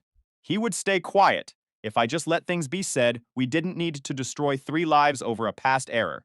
So you both decided that I was the perfect pawn? I asked, the bitterness coating my tongue. Make a mistake, Patricia. You made a career out of deception. Set. You allowed me to raise a child, to pour my entire heart into her, while you were taking his money and consulting him on her life behind my back. Foons like that, she pleaded, reaching out for my hand. I convinced myself. She was yours, everyone said she had your eyes, and I wanted so badly for that to be the truth. That truth was a lie you curated every single morning, I said, rising to my feet. I'm filing for divorce, and I am pursuing full custody of Lily. Biology doesn't make a father, but your betrayal makes you an unfit parent. Bing. I'm coming after Ryan for every penny of child support he avoided for 15 years. And I'm ensuring everyone or friends, our family knows exactly who you are. She scrambled up, grabbing my leg in a pathetic, desperate grip. Please. Don't take her from me, she shrieked. We can fix this. We can work through this. Just don't tear our family apart. I looked down at her, and for the first time I felt nothing. The silence in my heart was absolute. Family. You destroyed this family when you decided that lying was the easier path, I said, pulling my leg free and walking toward the door. I drove to my parents' house, the engine of the Honda humming a rhythm of finality. Bing. When I walked through the door, my mother saw the look in my eyes and didn't even have to ask. You told her? She said, her voice soft with grief. I told her everything, I replied. Feeling the exhaustion of 15 years finally hitting me. My father came in from the garage, wiping grease from his hands with a rag, his face darkening as I explained the betrayal. You're not going to a hotel, Dad said. Rumbed it. His tone final. Your old room is waiting, and you aren't spending another cent on that woman. I spent the evening in a haze, watching the phone light up repeatedly with calls from Katie's name I had called her for years. Felt like an insult now. I ignored 50 calls before sending one final message. Contact my lawyer, Patricia Steele at Steele Associates. Then I blocked her. Ryan called next, and I answered, Best. needing to hear the sound of the man who had played me for a fool. Listen, we need to handle this like adults, he started, his voice dripping with his usual arrogance. Adults don't Sleep with their brother's partner and hide the child for a decade and a half. I snapped back. I didn't know. You two were official, he stammered. I didn't know she was my daughter until the tests. But you knew, Finn. I whispered, the rage finally bubbling to the surface. You knew there was a chance, and you sat back, paid your hush money, and played the role of the fun uncle while I was the one doing the real work. The line went silent. Beauty. The weight of the truth hanging between us like a guillotine. The justice I sought wouldn't be found in a moment of anger, but in the slow, calculated dismantling of the life they had built on my back. I was finally free. For the first time in 15 years. The person looking back at me in the mirror was no longer a stranger. The phone was deathly quiet, but I could hear his shallow, jagged breathing on the other end of the line. Everything felt frozen in time. Yet my heart was racing like a war drum against my ribs. So, you knew there was a chance, didn't you, Ryan? I asked, my voice dangerously calm. Fingin. You knew the timing was suspicious from the very beginning. But instead of being a man and telling me the truth, you paid Katie to keep her mouth shut. You spent 15 years playing the fun, Please. generous uncle, while I was the one actually raising your daughter. There was no answer, just the suffocating weight of his silence. I could practically hear the gears turning in his head. First, to manufacture some pathetic excuse. The first payment was $15,000, Ryan, exactly 3 months before our wedding day, Fiancé, $15,000. just to bury the secret that she might be carrying your child. That wasn't some impulsive mistake. That was a calculated, Enian. cold-blooded decision to let your own brother raise your daughter without ever knowing the truth. Finally, he spoke, his voice trembling with a fake hollow regret. I thought Shed tell you eventually, I swear. Truly thought. Once you were married and settled, Shed find The courage to come clean. I never meant for this deception to last this long. I never intended to hurt you like this. I let out a bitter, jagged laugh that didn't reach my eyes, but it did last that long. didn't it? 15 years of lies. And the whole time, you kept paying her off. You kept texting her 27 times a day, hidden behind a screen. Being like a puppet master. You even weighed in on every major parenting decision, from which school Lily should attend, to whether or not we should have more kids. Faint. You were intimately involved in every single aspect of her life, while I was living in a total blissful state of ignorance. I had a right to know about my own daughter's life. He suddenly snapped, his voice filled with an ugly, Misplaced entitlement. I felt a surge of rage, so hot it made my vision blur. You had a right. You had the right to be honest from the very first day, Ryan. You twess. You had the right to look your brother in the eye and admit you got his girlfriend pregnant. You had the right to establish paternity legally and pay child support the way a man is supposed to, You didn't want any of those rights. because rights come with responsibilities and consequences. You just wanted to be the hero who swooped in with expensive gifts while I handled the messy daily work of being a father. Fair. He whimpered. You want to talk about fairness. Do you want to know what's truly unfair? Finding out at 41 that every single memory you have as a father is a lie. Phage. Tainted by the knowledge that the two people you loved most were betraying you every single day. Silence returned, heavier and more suffocating than before. Here is exactly what is going to happen next, I said. Voice cold as ice. You are going to establish legal paternity immediately. You are going to start paying backdated child support for the last 15 years, plus full ongoing support. Thanks. You are going to sign sworn affidavits for my divorce lawyer, confirming the affair and every single payment you made. And then you are going to stay away from me and my family for the rest of your life. I am still her father, Fit. he whispered, a desperate plea for relevance. No, you are just a sperm donor who paid a premium to keep his mistake quiet. I am her father. I am the man who walked the floors at night when she had colic. Ejim. I was the one who changed her diapers, taught her to ride a bike without help Trestavames. Yeah. Dot and sat through every single parent-teacher conference, Just the stranger. who showed up at birthdays with expensive toys to soothe your own rotting conscience. I want to be in her life, he insisted, his voice rising in panic. If you wanted to be in her life, You tap. you should have been honest. 15 years ago, I am filing for full legal custody, and I am going to win. You will be lucky if you even get supervised visitation in a room with a social worker. Big days. His tone shifted from pathetic to aggressive, the mask finally slipping. You can't keep me from my daughter. I have rights. You surrendered those rights the moment you paid Katie to keep your secret. Every single payment, In every secret text. every coordinated lethat is clear evidence of fraud. Do you really think a judge is going to reward that kind of behavior with custody? You're dreaming, Ryan. I'll fight you on this. Phil. Get my own lawyer and prove I deserve to be in Lily's life. Good luck with that while. You're busy finding a lawyer. You might want to explain to the judge why you owe nearly $500,000 in back child support. Think that will go over very well. I could hear him breathing hard, the weight of his new reality finally crashing down on him. You know what truly kills me? I asked, my voice steady. It's not even the fact. That you slept with Katie. People are flawed, and people make mistakes. What kills me is that you looked me in the eye for 15 years, knowing you were hiding a daughter from me. Uverin. Every Christmas morning, every Thanksgiving dinner, every family barbecue, you watched me pour my heart and soul into raising your kid, and you said absolutely nothing. I was just trying to protect the family, he stammered. You were protecting yourself. There is a massive difference. I hung up the phone and immediately blocked his number.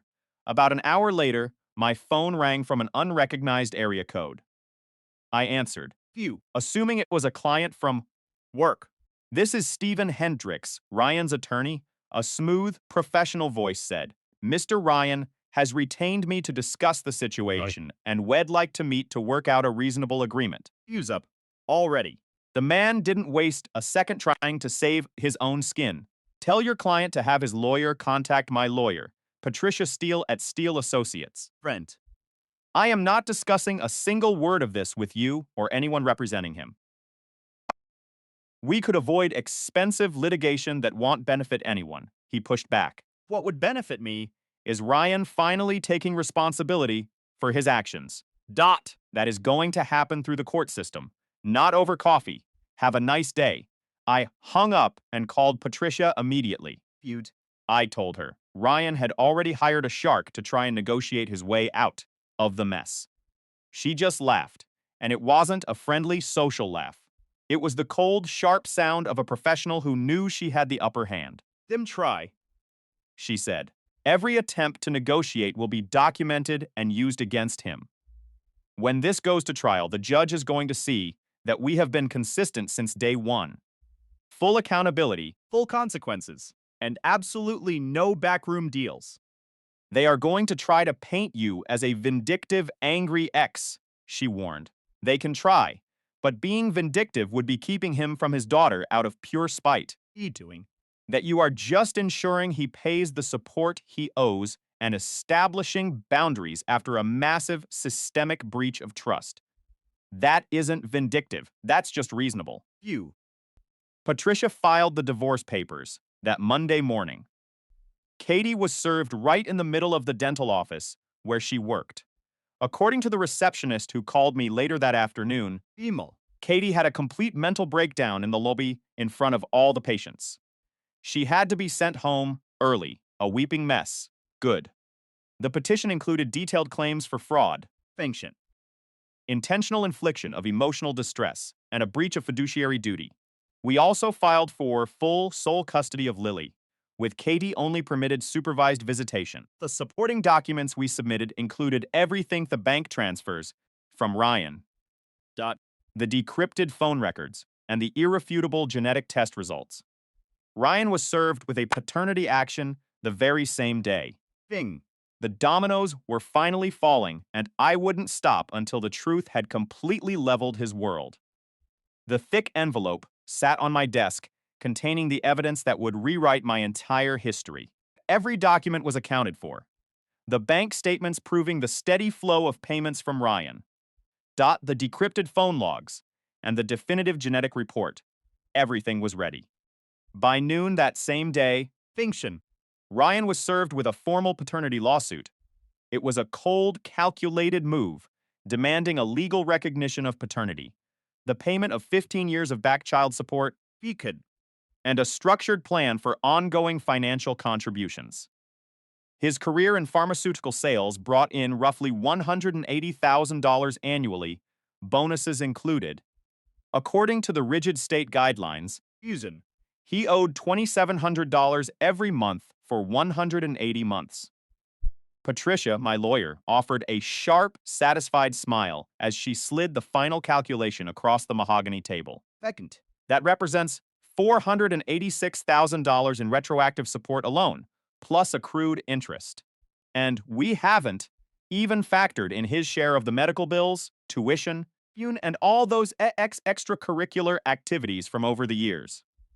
I let out a low whistle, feeling a mixture of grim satisfaction and exhaustion. That is going to shatter him. That is the entire objective. Fuson.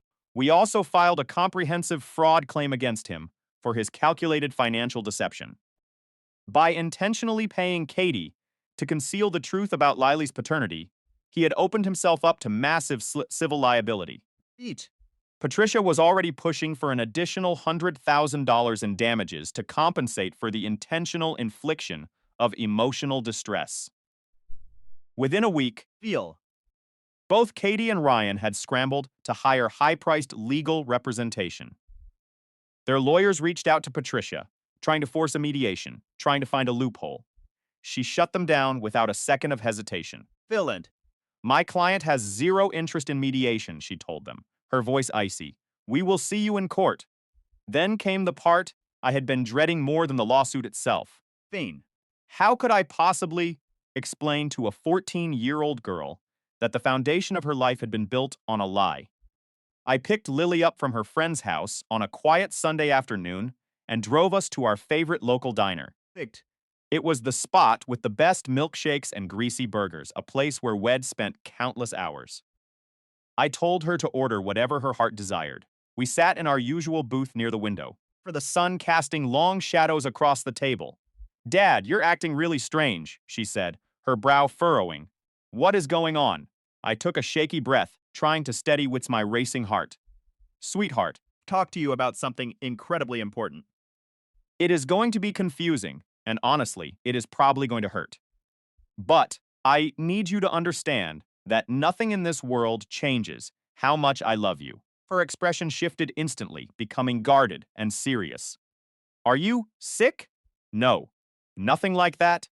I promised. But your mom and I are getting a divorce. She leaned back, silently processing the information. He didn't look completely shocked. Children always possess an innate sense of when the air in a home has turned toxic. Is this because of Uncle Ryan? Her question hit me like a physical blow. What do you mean? Thing. I am not stupid, Dad, she said, her voice dropping. I have seen the way Mom looks at him, and she is always glued to her phone, texting him. I figured something was happening. She was so incredibly smart, and in that moment, Finctition. it pained me. It is much more complicated than that, I started, my voice trembling.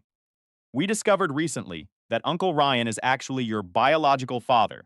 You are still my daughter in every single way that matters. But Technically, biologically, he is the one who fathered you. Lily stared at me, the silence stretching on for what felt like an eternity. Then, she uttered the words that made me want to weep and rage at the same time. So, thought really my dad. I am absolutely your real dad, I said, leaning forward to grab her hand. I have been your father since the very second you arrived in this world. I am the one who was there for every fever, Every nightmare. every homework assignment, and every lesson on how to navigate this world. Biology is just a tiny part of the equation, but it does change everything, she whispered, tears welling up. Really my father. Lily, listen to me, I pleaded, my heart breaking. Being a father has nothing to do with DNA. It is about showing up when it counts. It is about being the one. Who is there when you are scared, when you are hurt, or when you need someone to help you fix a broken bicycle, or give you advice about the world. I have been that person.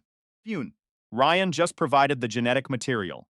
She started to cry, not the dramatic weeping of a teenager, but a quiet, rhythmic sobbing that felt like it was tearing me apart from the inside. Why would they lie about this? Fence. Why would Mom do this to me?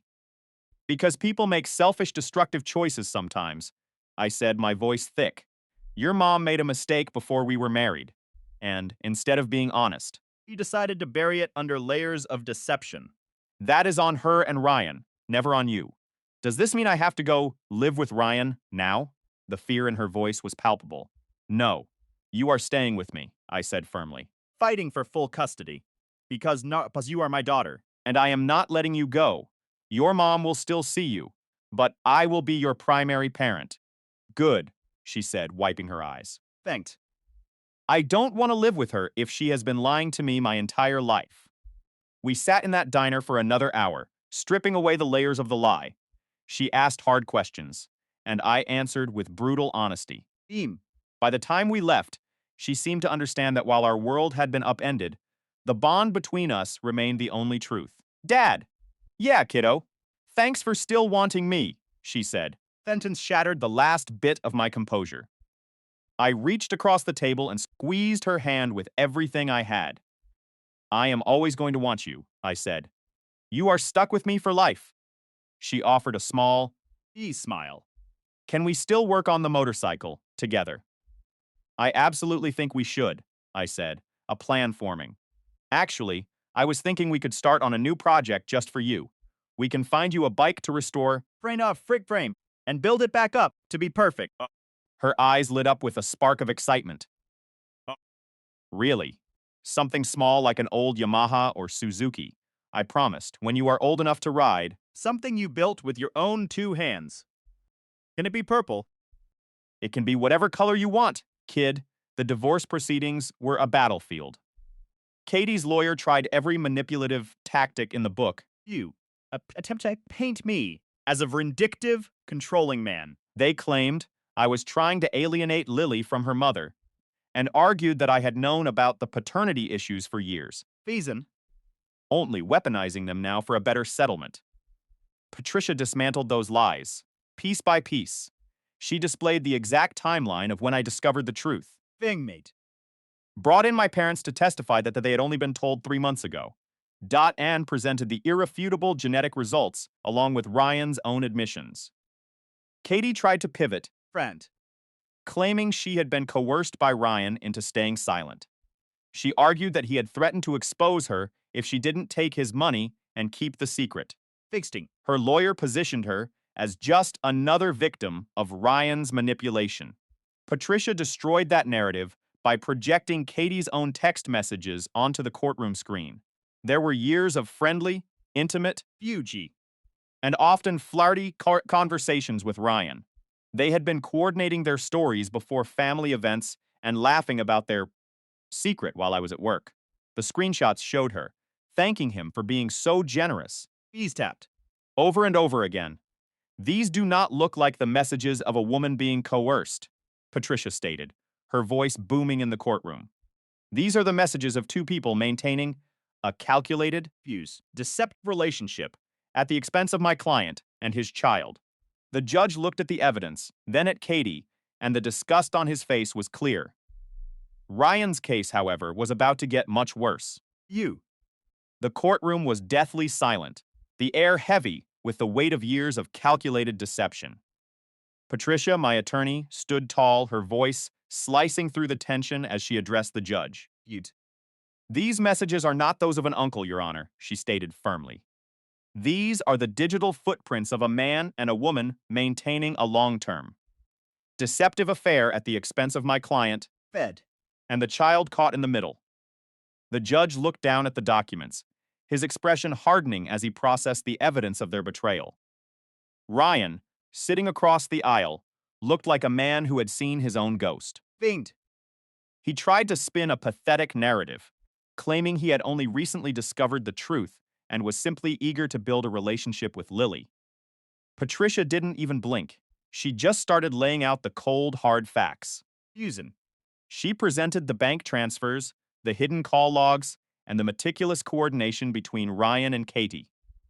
It was never about protection, Patricia argued, her voice cold and professional. Trying to be a loving uncle. He was hiding his paternity to dodge child support while keep himself close enough to play. Pretend. That is premeditated fraud, Your Honor, she concluded. The judge didn't waste time. Ordering immediate genetic testing to seal the truth once and for all. Then came the hammer, hitting Ryan with a total back support judgment of $486,000 plus interest due the moment the gavel fell. Face turned the color of parchment, his hands trembling as he stared at the mounting debt. His lawyer begged for a payment plan, but Patricia shut it down before he could even finish his sentence.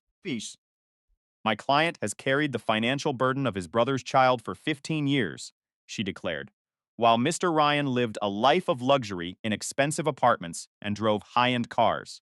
Feud. He has plenty of assets to liquidate to satisfy this debt.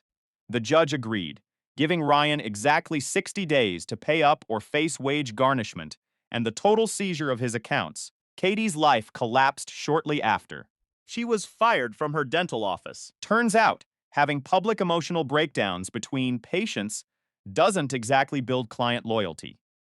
She moved out of our home and into a cramped studio above a dry cleaner, where you can hear every move the neighbors make. She's now working night shifts at a grocery store, stocking shelves for minimum wage with zero benefits. Last month, they repoed her car, so now she takes the bus to her supervised visits with Lily. Lily told me last week that her mother showed up 40 minutes late because she missed a transfer, leaving my daughter waiting in the cold. Fall was even more spectacular. That That 486,000 bill effectively wiped him off the map. The BMW went first, followed by his entire investment portfolio, and he even had to leverage his 401k. Reason. He was still short by 80 grand, so the court started carving into his paycheck immediately. His pharmaceutical company let him go 3 months after the scandal broke, citing that he didn't represent their company values. He tried to find a new job, But he was so fried from the stress that his sales numbers were non-existent. Now, he works for a rival firm for half his old salary, living in a tiny unit, driving a dented 2007 Corolla. people People from our past tell me he looks 10 years older, a ghost of the man he used to be. The $2,700 monthly support payment hits my account like clockwork, future. and I have exactly 4 more years of watching his ego deflate with every transfer. The best part, I opened a dedicated college fund for Lily, putting every single cent of that money toward her future. Fee. She's going to graduate with a degree in mechanical engineering, and she will succeed because of her own brilliance, not because of the man who tried to lie her into existence. My parents washed their hands of him completely. They updated their wills last month, cutting him out of the family inheritance. Entirely, he won't see a dime. Mom ran into him at the grocery store a few weeks back, and when he tried to stop her to apologize, He just kept walking like he was thin air. Dad told me later that Mom cried for an hour after she got home, but she didn't waver for a second. He made his choice. When he lied to you for 15 years, Dad said. We raised him better than that. Thanksgiving was a Holocene he wasn't invited, but he showed up anyway, standing on the porch ringing the bell while we laughed inside. E2. Dad eventually went out there and told him to leave or the police would be dragging him off the property. Christmas was exactly the same. He sent gifts for Lily. Burn them to the sender. Unopened. Lily didn't want anything from a stranger anyway. Even our extended drew lines in the sand. My uncle tore into him at a cousin's wedding, calling him a disgrace to our name. Fate. And my aunt blocked his number when he tried to call her crying about how unfair it all was. Katie's family has disowned her too, Thanks. Her parents are humiliated dead. and only supervise those visits with Lily because they feel they have to. But the look in their eyes is one of pure, unadulterated shame. Her father, Steve, won't even look her in the face. Fuse. Grace stopped inviting her to Sunday dinners, and when Katie tried to crash one of Lily's softball games, I had the coach escort her off the field for violating the agreement. She sat in her car in the parking lot, weeping. Few. While Lily hit a double, my daughter didn't even acknowledge that her mother was there. 3 months ago, Ryan tried one last desperate play Fees. He showed up at my office with a pathetic sob story. about how he'd changed and how he finally wanted to be a real part of Lily's life. I was at the loading dock when security called me, Fuck find. him leaning against that dented Corolla, looking like he'd aged 20 years. "I know you hate me," he started, his voice cracking. "I deserve that, but Lily deserves to know her biological father. Few not asking for custody. Just let me see her sometime take her to dinner, or something." I stared at him, cold and detached. "You are violating the restraining order just by standing here," I told him. From there. "Isn't a restraining order," he pleaded. "There will be, if you ever show your face here again," I snapped. Stay away from my workplace. Stay away from Lily's school. Stay away from me. Fingzid. You get your court-mandated hour of supervised time once a month, and that is where the interaction ends. Lily doesn't even talk to you during those visits. She just sits there on her phone until the clock runs out. That's on you. 15 years to be her father, but you chose to be a shadow. Now you can live with the silence you created. This is a complete YouTube storytelling script, structured for emotional impact and high retention. Vind. They say blood is thicker than water, but for 15 years, I lived a lie built on a foundation of ink and deceit. I spent nearly 2 decades playing the role of a devoted father to a girl I thought was my own flesh and blood. Thing. But then, the truth came out, and it didn't just shake my world, it demolished it. Now, those who betrayed me are living in the wreckage, and am finally building something real from the ashes. Lily has supervised visitation once a month. And that is the absolute limit. During those 60 minutes, she doesn't even acknowledge his existence. She just sits there, eyes glued to her phone, Thing tonight. waiting for the clock to run out. When I asked her why she even bothers going, she looked at me with a maturity that broke my heart. Because the court order forces me to show up, she said, her voice cold as ice. He in this world can force me to pretend that man is my father. I remember the day Ryanthi man, who claimed to be her biological dad, tried to pull the trying to make things right card on my driveway. He didn't let him finish. I told him, you had 15 years to be a father, but you chose to pay Katie to keep me in the dark. Stay in your lane, keep sending the child support checks, Thing. and get off my property before I have you arrested for trespassing. He left that day, and honestly, I hope I never see him again. Katie, on the other hand, couldn't handle the pressure of reality. Last month, Rindy. she had a full-blown meltdown at the local grocery store. Someone recognized her from the scandal, and they made a comment just loud enough for the whole aisle to hear about women who commit paternity fraud. Katie snapped. Credit. She started screaming at the top of her lungs, grabbing a jar of pasta sauce and hurling it against the tile floor. The shards and red sauce went everywhere. Security had to drag her out. Video went that viral on social media by the next morning.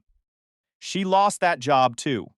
Now, she's working at a dingy laundromat, doing wash-hand-fold services for pennies. She actually tried to take me back to court, Vind. claiming I was alienating Lily from her. But my lawyer, Patricia Steele, absolutely dismantled her in front of the judge. She presented cold, hard evidence of Katie's instability. Thayan. The judge didn't just deny her request. He increased my custody to 90%. He looked right at Katie and said, "Your behavior is a danger to this child's well-being." She started sobbing, but the courtroom was silent. Throw pasta sauce at strangers and expect to win custody of a teenager. The divorce was finalized 2 months ago. I kept the house, full custody, and my entire retirement account. Meanwhile, Thanked. Ryan is legally obligated to pay support until Lily turns 18, and Katie is under a strict supervised visitation schedule once she proves she can hold a job for 6 months. You now. But let me tell you about what's actually important. Lily and I finished our project, that purple Yamaha, SAR 250. It took us 6 months of working every weekend, from the frame up to the engine block. Butte. She can't ride it for another 2 years, but she walks past the garage every day just to look at it. And the smile on her face is worth more than any DNA test in the world. Fastened. Shez acing her honors classes and already talking about engineering school. My parents even bought her a set of professional engineering textbooks, and Shez already reading through the physics and material stress chapters. Ford. This kid isn't just bright, she's destined for greatness. Last week, Lily came to me with a business plan. She had spreadsheets, market research, and a 5-year projection for a custom motorcycle restoration shop. She said, You know, Dad. "You've got 25 years until retirement. If we build this now, by the time I graduate with my engineering degree, we'll be the best in the state." I looked at her, and it hit me. Ryan's DNA didn't make her smart. Katie's parenting didn't make her capable. I did. I raised her to think critically, to plan, and to move forward. Thinged. Shez changing her last name to mine legally no more connection to the woman who sold her birthright for a paycheck. As for the villains of this story, Font. Ryan just got fired from his second job because his background check flagged the paternity fraud scandal. Nobody wants to hire a man who spent 15 years living a lie. He's working at an electronics store now, Bing. barely making minimum wage, drowning in the garnishments I'm taking from his check. Katie spent 2 nights in jail after skipping her mandatory visits, and now she's tethered to community service and court-ordered counseling. Binged. Justice isn't a quick fix, and it certainly isn't always fair. But for the first time in 15 years, the person living under my roof is finally, truly mine, and we're just getting started. They say that silence is the loudest scream. But for me, it was the sound of absolute victory. After years of being the pawn in someone else's twisted game, I finally took back the board. Feed. The wreckage left behind wasn't mine to clean up anymore. It belonged to those who thought they could build a life on the foundation of my own destruction. Katie sat behind cold steel bars for 2 full nights Reality check. that shattered her carefully crafted image of control. Her custody violations weren't just mistakes, they were calculated attempts to erase me from my daughter's life. When her parents finally arrived to bail her out, the look on her face wasn't one of remorse, but of pure, unadulterated shock. The judge didn't just scold her, he stripped away her leverage. Finjan. Mandatory counseling and hundreds of hours of community service were now her new daily routine. Until every single requirement was checked off, Lily was completely off limits to her. Justice isn't always loud sometimes. Ikis. It's just a courtroom order that changes everything in a heartbeat. Dot.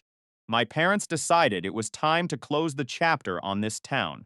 They listed their home, the place where I grew up, Fudzi.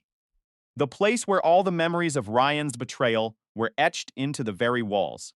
It's too heavy here, Mom whispered to me while we packed the last of the boxes. They were moving to a quiet retirement community 2 hours away. Speaking peace, far from the ghosts of our past.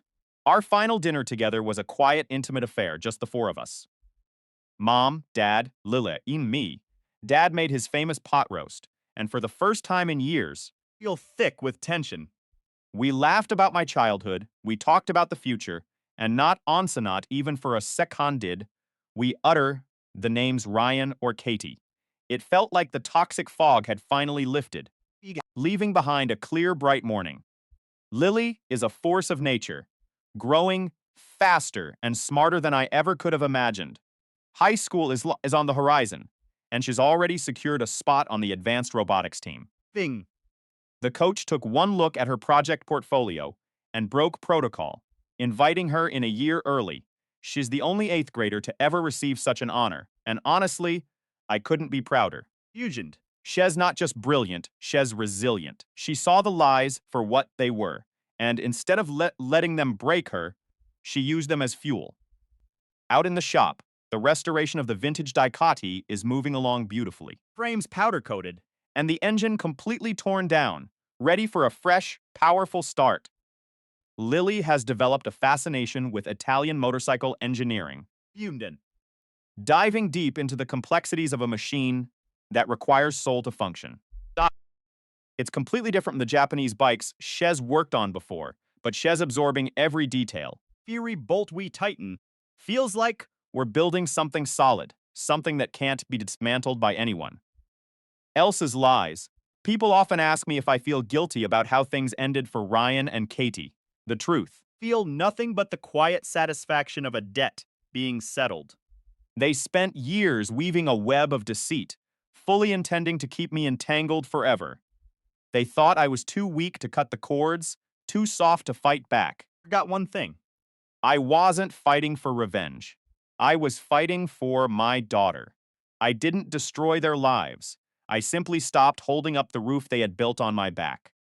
When the support was removed, the entire structure they relied on came crashing down under the weight of its own dishonesty. I'm exactly where I need to be right now. My house is quiet. My daughter is happy. Fuzet. And my shop is filled with the scent of oil and the promise of new projects. There is no more drama, no more manufactured crises, and absolutely no more people pretending to care while they reach into my pockets. Here is simple. The lesson here is simple. Protect your peace with everything you have. Some people will never change, no matter how many chances you give them.